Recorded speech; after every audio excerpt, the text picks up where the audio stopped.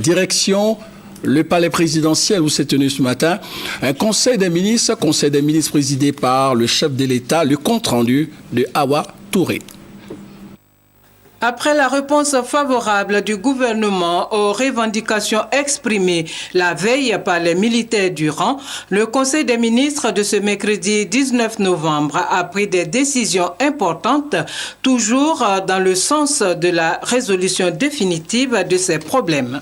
C'est un message qui a été envoyé, un message qui a été entendu, et par rapport auquel le chef de l'État a pris toutes les mesures, toutes les dispositions pour que les demandes faites qui étaient légitimes aient la réponse appropriée. Ce que nous pouvons ajouter, c'est qu'un cadre de négociation a été mis en place déjà ce matin.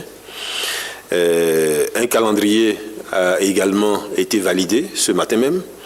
Et je peux même vous dire que les délégations qui viennent de chacune des régions militaires sont déjà en route. Au chapitre des projets de décret et communication, le gouvernement entend booster l'opération d'identification. Le Conseil a ainsi décidé de relancer les audiences foraines en vue de permettre à tous les Ivoiriens qui n'ont pas de carte d'identité de se faire établir ce document important. Il apparaît encore qu'un grand nombre d'Ivoiriens ne détiennent pas de carte nationale d'identité. La principale explication semble être l'incapacité pour beaucoup de nos compatriotes à produire les documents de référence qui permettent d'établir cette carte d'identité, ces documents de référence étant l'extrait d'acte de naissance et le certificat de nationalité ivoirienne.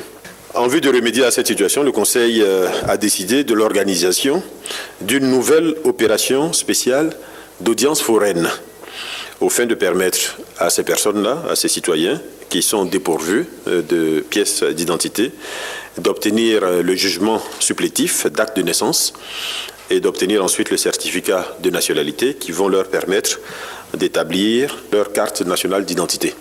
L'île Boulé et Yopougon, bientôt reliés par un pont dans le cadre de l'extension du port autonome d'Abidjan et de la nouvelle zone industrielle.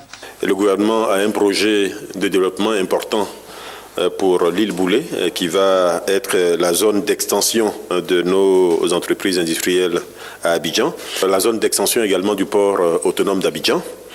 Et pour cela, il faut naturellement qu'il y ait un lien physique entre cette île et le reste de la ville d'Abidjan. Le Conseil des ministres a également adopté des décrets fixant la composition des conseils des districts autonomes. Ainsi, le Conseil du district autonome d'Abidjan compte un gouverneur et 78 conseillers, et le district autonome de Yamoussoukro, un gouverneur et 45 conseillers.